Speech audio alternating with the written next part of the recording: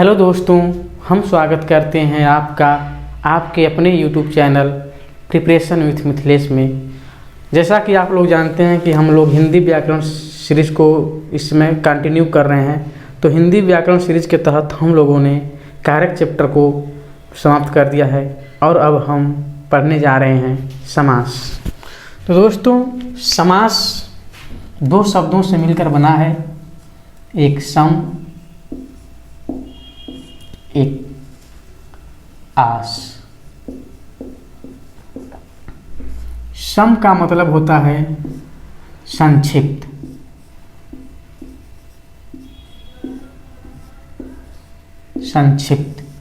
और आस का मतलब होता है कथन। तो दोस्तों, ऐसा कोई कथन जो अपने आप में संक्षिप्त हो समास कहलाता है। तो हम लोग समास की परिभाषा की तरफ चलते हैं। समास दो या दो से अधिक शब्दों के मेल से बनने वाले सार्थक शब्द को समास कहते हैं। दो या दो से अधिक शब्दों के मेल से बनने वाले सार्थक शब्द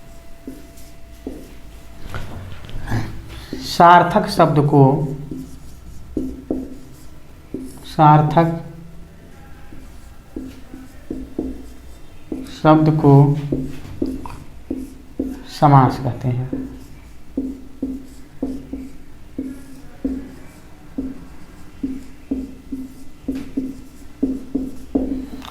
दो या दो से अधिक शब्दों के मेल से बनने वाले सार्थक शब्द को समास कहते हैं।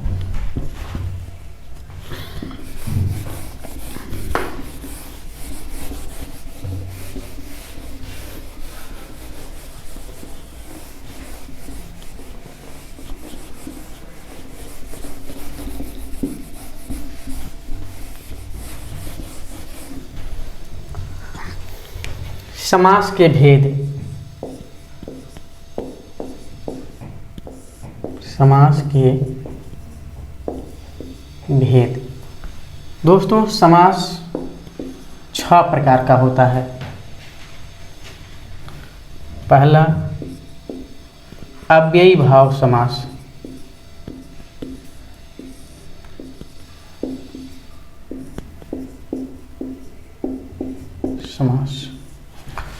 दूसरा, द्विगु समास। तीसरा, कर्म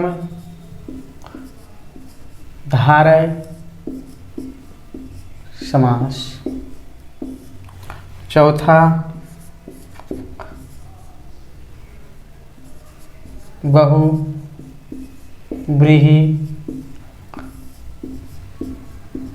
समास। पांचवा, तत्पुरुष समास।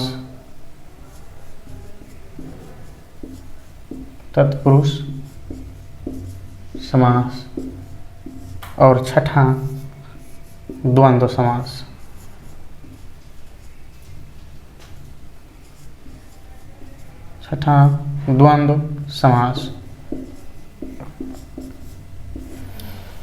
दोस्तों, समास 6 प्रकार के होते हैं। अव्ययी भाव समास, द्विगु समास, कर्मधारय समास, बहुव्रीहि समास, तत्पुरुष समास एवं द्वंद्व समास।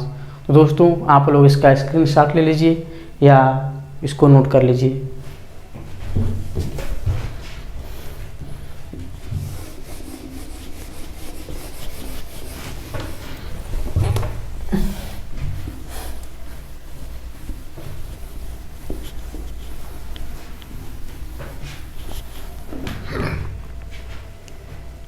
अब हम लोग पढ़ने जा रहे हैं अव्ययी भाव समास।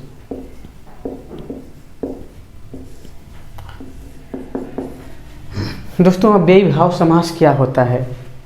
ऐसा समास जिसका प्रथम पद कोई अव्यय या कोई उपसर्ग हो, वह अव्ययी भाव समास कहलाता है।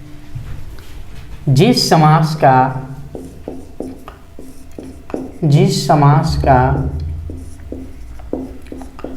प्रथम पद कोई अव्यय या उपसर्ग हो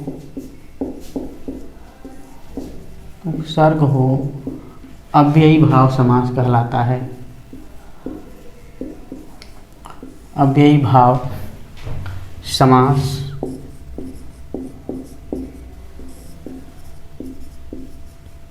कहलाता है। दोस्तों अव्ययी भाव समास के इस परिभाषा को हम तब अच्छे समझेंगे जब हम लोग कोई उदाहरण लेंगे। जैसे हम कहें यथासंभव।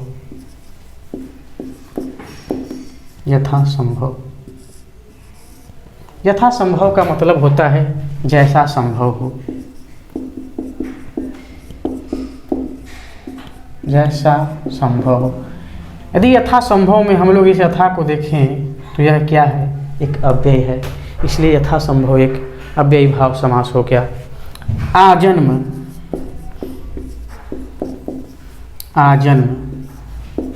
जन्म से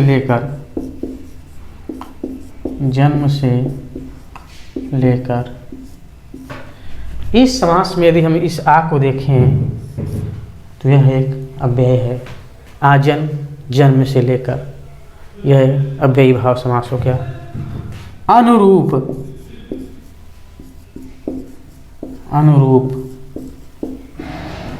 रूप के अनुसार। ऐसा कोई चीज जो रूप के अनुसार हो। अनुरूप, इस रूप के पहले अनु क्या है? अव्यय है। प्रतिदिन।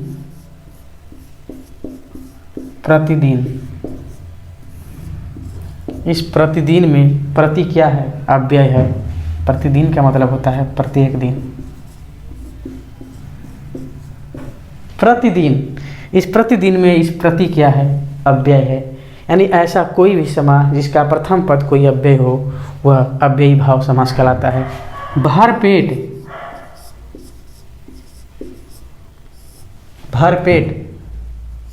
भरपेट में भर क्या है? एक अव्यय है, यानी यह भी एक अव्ययी भाव समास। भरपेट का मतलब होता है पेट भर के। लोग नहीं कहते हैं कि मैंने आज भर पेट खाया, तो भर पेट में भर क्या है? अव्यय। दोस्तों आप लोगों को कन्फ्यूजन हो रहा होगा कि अव्यय क्या होता है। दोस्तों अव्यय एक ऐसा शब्द है जिस पर किसी संकर्ता के कारक, वचन या लिंग का प्रभाव नहीं पड़ता। इसको यदि हम एक उदाहरण से समझाएं, यदि ये अनुरूप शब्द किसी लड़की के लिए प्रयोग होगा तब भी इसके लिंग वचन और कारक पर प्रभाव नहीं पड़ेगा। तब लड़की के लिए भी और लड़के के लिए समान रूप से यूज होगा।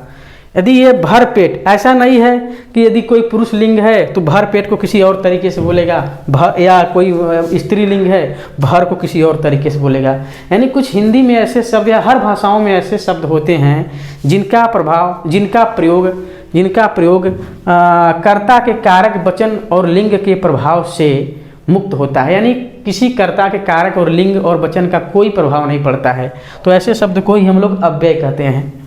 तो दोस्तों भर पेट हो गया, पेट भर के। अगला उदाहरण लें, हर घड़ी। इस हर घड़ी में जैसे कोई लड़का कहेगा हर घड़ी मुझे रहता है तेरा इंतजार। अब लड़की थोड़ी ना कहे कि हर घड़ी, जैसे लड़का कहेगा हर घड़ी रहता है मुझे तेरा इंतजार, तो लड़की भी वैसे ही बोलेगी हर घड़ी मुझे रहता है तेरा इंतजार। यानी इस हर घड़ी में कर्ता के वचन, कारक और लिंग का कोई प्रभाव नहीं पड़ा। ऐसे ही शब्दों को अव्यय कहते हैं। तो हर घड़ी, प्रत्येक घड़ी, इस हर घड़ी में हर क्या है? एक अव्यय है। अब दोस्तों हम लोग अव्यय के आधार पर तो देख लिए, अब हम लोग इसको एक उपसर्ग के आधार पर देखते हैं। यानी कोई उपसर्ग से शुरू होने वाला कोई समास अव्ययीभाव समास कैसे हो सकता है?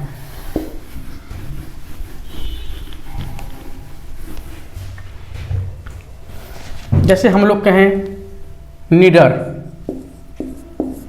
निडर, निडर का मतलब होता है बिना डर के, जिसे कोई डर न लगे, जिसे कोई डर न हो वो निडर होता है। इस निडर में नी क्या है? नी एक उपसर्ग है। डर में हमने नी उपसर्ग जोड़कर निडर बना दिया। निडर, नीरस, नीरस।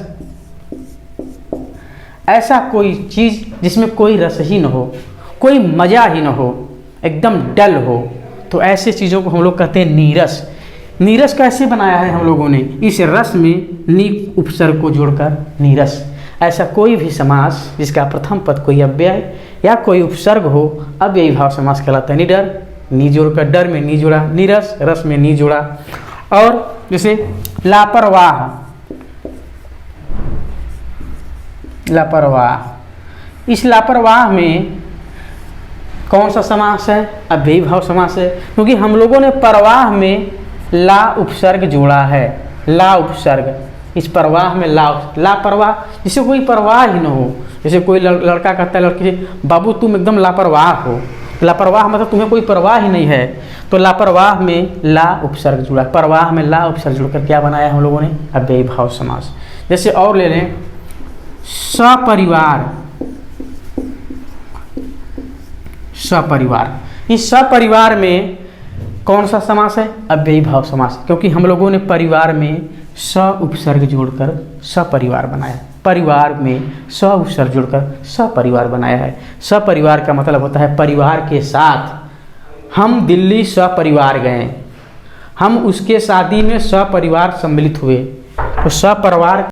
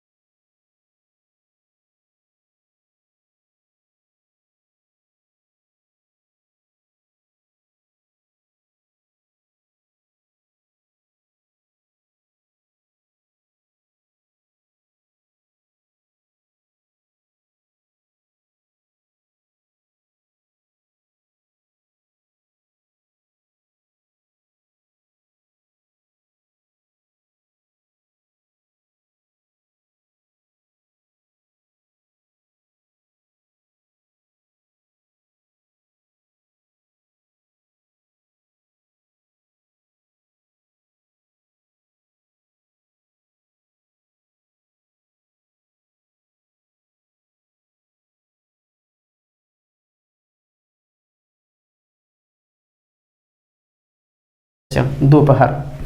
त्रिलोक, त्रिलोक का मतलब क्या होता है? तीन लोकों का समूह, तीन लोकों का समूह। लोक तो है, लेकिन वो कैसा लोक है, कैसा संसार है जिसमें तीन है, तीन लोक हों। यानी लोक का विशेषता बता रहा है त्रि, और त्रि एक ऐसा विशेषण है जो संख्यावाचक विशेषण है। यानी ऐसा कोई समास जिसका प्रथम पद कोई संख्यावाचक विशेषण हो, द्विगु समास कहलाता है त्रिलोक। चौराहा, चौराहा चार राहों का समूह, चार राहों का समूह। दोस्तों चौराहा यानी चार राहों का समूह। जहाँ पर चार राहें आकर मिलती हैं, जहाँ पर चार रास्ते आकर मिलते हैं उसको चौराहा कहते हैं। राह, रास्ता, रास्ता, राह से पहले कौन सा शब्द जुड़ा है? चौ। चौ क्या है? एक संख्यावाचक विशेषण है, चौराहा। द्विवेदी, द्विवेदी, वेद का मतलब क्या होता है? वेद तो हम लोग जानते हैं। वेद के पहले कौन सा विशेषण जुड़ा है? संख्यावाचक विशेषण द्विव। द्विवेदी का मतलब होता है दो वेदों को जानने वाला, दो वेदों को, दो वेदों को जानने वाला। इसी तरह द्विवेदी, त्रिवेदी तीन वेदों को जानने वाला, चतुर्वेदी चार वेदों को जानने वाला, पांडे ये मत कर देना पांच वेदों को जानने वाला। तो सभी दुबे, चौबे, तिवारी सब लोग ध्यान से सुनिए। द्विवेदी का मतलब होता है दो वेदों को जानने वाला, त्रिवेदी तीन वेदों को जानने वाला, चतुर्वेदी चार वेदों को जानने वाला। सप्ताह, सप्ताह में कौन सा समास है? 7 दिनों का समूह, 7 दिनों का समूह। यहाँ भी द्विगु समास है, क्योंकि यहाँ पर ये जो संख्या है सप्त, यह एक संख्यावाचक विशेषण है। जैसे हम एक चवन्नी ले, चवन्नी का मतलब क्या होता है? चार आनों का समूह, चार आनों का समूह, चार आनों का समूह, संख्यावाचक विशेषण द्विगु समास। जैसे एक हम लोग लें चतुर्भुज, चतुर्भुज। दोस्तों चतुर्भुज में दो समास हो सकता है, या तो यहाँ पर द्विगु समास भी हो सकता है, यहाँ पर बहुव्रीहि समास हो सकता है। द्विगु समास कब होगा? जब यह चार भुजाओं वाले किसी आकृति को इंगित करेगा, तो यहाँ पर द्विगु समास होगा। लेकिन चतुर्भुज यदि भगवान विष्णु की तरफ अर्थ इंगित करेगा, भगवान विष्णु की तरफ संकेत करेगा, तो वहाँ पर चतुर्भुज बहुव्रीहि समास हो जाएगा। यानी किसी तीसरे अर्थ की ओर संकेत करे तो बहुव्रीहि समास। तो दोस्तों आज के लिए बस इतना ही। हम लोगों ने अव्ययीभाव समास और द्वंद्व समास को पढ़ा। अगले समास के अगले भेदों को हम नेक्स्ट वीडियो में पढ़ेंगे। तब तक के लिए आप सभी को मेरा धन्यवाद।